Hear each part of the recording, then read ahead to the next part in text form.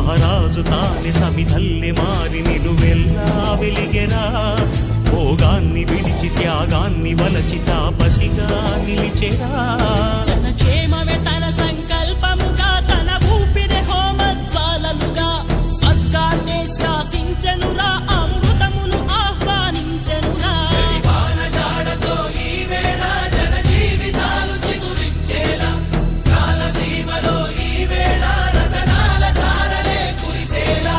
కల్లు కల్లు మని సిరిము వల్లే చినుకే చేరగా, జల్లు జల్లు మని పులకింతల్లు పుడమే పాడగా, హరివిల్లు నెత్తి కరిమబ్బు వానవా